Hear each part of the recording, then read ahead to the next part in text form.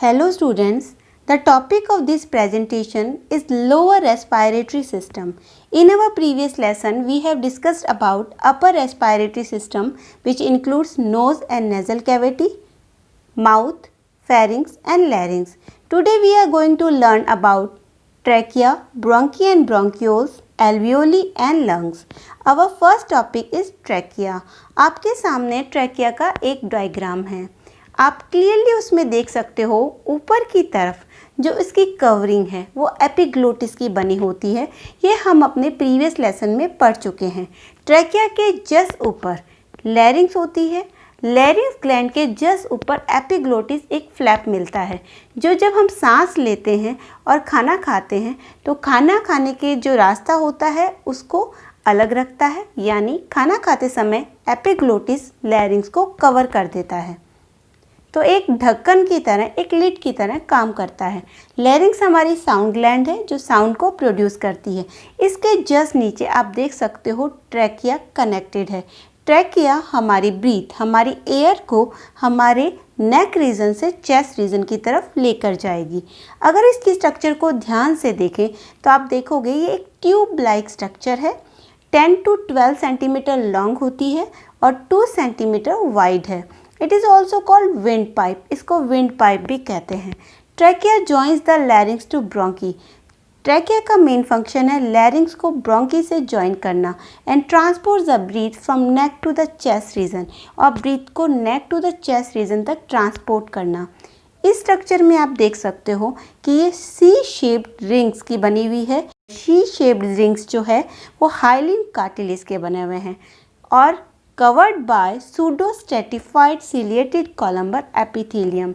Pseudo-stratified means दिखने में ये stratified लगती है बट एक्चुअल में होती नहीं है. That's why it is called pseudo-stratified.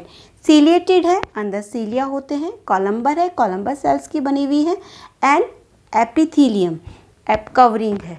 तो ये सी शेप रिंग्स की बनी हुई है जो हाइलिन कार्टिलेज की बनी हुई है और सूडो स्ट्रेटिफाइड सिलिएटेड कॉलम्बर एपिथेलियम से कवर्ड है. ये कार्टिलेज की बनी रिंग्स जो आपको डायग्राम में दिख रही हैं, ये ट्रैकिया को कोलैप्सिंग यानी आपस में चिपकने से बचाती है और ट्रैकिया को ऑल द टाइम ओपन रखती है. साथ ही साथ इसको स्ट्रक्चरल सपोर्ट भी देती है. Mucus cells and ciliated cells are found at the inner wall of trachea. Bacteria and microparticles are entrapped in mucus and taken into pharynx by cilia, and mucus is swallowed. After reaching in the thoracic cavity, the trachea divides into two bronchi. Now let's understand the part bronchi and bronchioles. We can study it in the topic of bronchial tree or bifurcation of trachea. All the three topics are same. The trachea branches into the right and left primary bronchi at the carina. Trachea दो branches में divide हो रही है और कहाँ पर हो रही है? कैरिना वाले पार्ट में. कैरिना वाला पार्ट ट्रैकिया के बिल्कुल नीचे जहाँ से वो डिवाइड हो रही है उसका एक रिज पार्ट है, रेज स्ट्रक्चर है. The carina is a raised structure that contains specialized nervous tissue that induces violent coughing if a foreign body such as food is present. Carina एक रेज स्ट्रक्चर है trachea के बिल्कुल basement में जहाँ से वो divide हो रही है. ये स्पेशलाइज नर्वस टिश्यू की बनी हुई होती है और जैसे ही कोई फॉरेन पार्टिकल लंग्स में आता है या फिर ट्रैकिया में एंटर कर जाता है ये वायलेंट कफिंग जनरेट करती है. प्राइमरी ब्रोंकी लंग्स में हिलम की जगह से एंटर कर रही है और वहाँ से फर्दर वो कंटिन्यू ब्रांचेस में डिवाइड हो रही है और एक ट्री की फॉर्म बना रही है. तो उस ट्री को हम ब्रोंकियल ट्री बोल सकते हैं. A bronchial tree is a collective term use for multiple branch bronchi. जब ये ब्रोंकी मल्टीपल ब्रांच हो जाती है तो उस कलेक्टिव फॉर्म में उसको ब्रोंकियल ट्री बोला जाता है. यहाँ पर आपको एक फ्लो चार्ट नज़र आ रहा है जो ब्रोंकियल ट्री का फ्लो चार्ट है. अगर हम एक सीक्वेंस से चलें तो पहले trachea, it is divided into primary bronchi, bronchus, then bronchus primary bronchi is divided into secondary bronchus, then tertiary bronchus, then primary bronchioles. Primary bronchioles is divided into secondary bronchioles, tertiary bronchioles, terminal bronchioles, and in the last it is divided into respiratory bronchiole.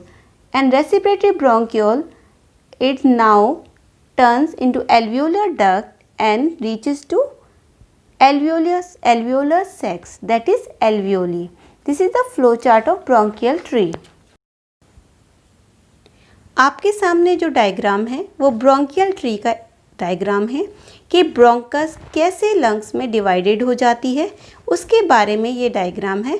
आपको clearly इनकी branches समझ आ रही होगी। हमने flow chart में भी यही branches बताई हैं। Now let's understand the respiratory zone. Terminal bronchioles join a respiratory bronchiole, the smallest type of bronchiole, and the respiratory bronchiole is the actual respiratory zone of the lungs. Now our third topic is alveoli. Respiratory bronchiole leads to an alveolar duct opening into a cluster of alveoli. An alveolar duct is a tube composed of smooth muscle and connective tissue. An alveolus is one of the many small grape-like sacs that are attached to the alveolar ducts.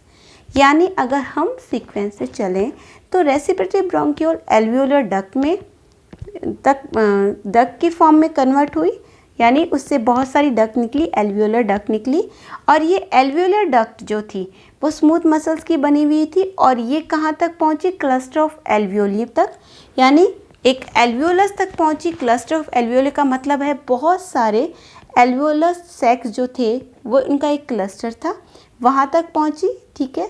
और alveolar sac is a cluster of many individual alveoli that are responsible for gas exchange. और actual में alveolar sac या फिर alveoli gas exchange के लिए responsible होती है।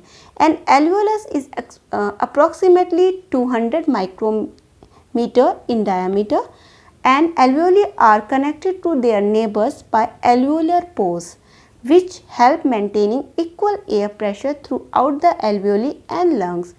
alveoli जो होती है अपने पड़ोसी alveoli के साथ में alveolar pores के थ्रू जुड़ी हुई होती है और इस pores के थ्रू ही वो equal pressure air pressure maintain करती है। The simple squamous epithelium of alveolar cell is extremely thin. Alveolar cell की एपिथेलियम बहुत ही ज़्यादा पतली होती है और कैपिलरी की एंडोथेलियल मेम्ब्रेन की तरफ बॉर्डर यानी लाइनिंग बनाती है। एंडोथेलियल मेम्ब्रेन ऑफ कैपिलरी और squamous epithelium of alveolar cell दोनों मिलकर रेस्पिरेटरी मेम्ब्रेन बनाते हैं। This is approximately 0.5 mm thick. ये रेस्पिरेटरी मेम्ब्रेन 0.5 mm थिक होती है।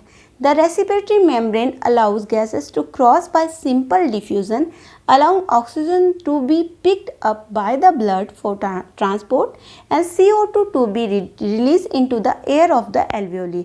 ये respiratory membrane से O2 ब्लड में जाती है ट्रांसपोर्ट के लिए, सिंपल डिफ्यूज़न से CO2 वापस लंग्स में आती है रिलीज़ होने के लिए सिंपल डिफ्यूज़न से। यहाँ पर आपको स्ट्रक्चर दिखाई दे रही है, कैपिलरीज की स्ट्रक्चर्स हैं जो कि बिल्कुल कवर करके रखा हुआ है। इन्होंने सारी एल्वियोलीज की पोर्स भी आपको क्लियरली नज़र आ रहे हैं। The fourth topic is lung. Lungs are flexible, soft and light pink coloured organ. A pair of lungs is found just over the diaphragm on the left and right sides of the chest. हमारे शरीर में एक pair lung होते हैं, यानी numbers में 2, जो कि लेफ़्ट और राइट साइड यानी चेस्ट की लेफ़्ट और राइट साइड पे होते हैं। लंग्स न्यूमरस बहुत सारी ब्रोंकी, एल्वियोली, ब्लड वेसल्स के बने हुए होते हैं। राइट लंग छोटा होता है बट चौड़ा होता है। लेफ़्ट लंग कम चौड़ा होता है बट लेंथ में ज़्यादा होता है। लेफ़्ट लंग 2 लॉब्स में डिवाइड होता है, राइट वन 3 लॉब्स में डिवाइड होता है। Each lung is made up of spongy tissue और लंग स्पंजी टिश्यू के बने होते हैं।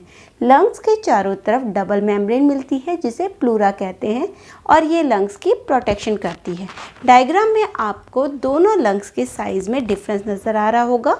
इनके चारों तरफ प्लूरा मेम्ब्रेन नज़र आ रही होगी और इसकी 2 यानी राइट की 3 लोब्स और लेफ्ट की 2 लोब्स आपको क्लियरली नज़र आ रही होगी। तो ये लंग्स की स्ट्रक्चर थी। हम next topic is working of human respiratory system, यानी ह्यूमन के अंदर रेस्पिरेशन की प्रोसेस कैसे होती है उसकी हम स्टडी करेंगे। Thank you.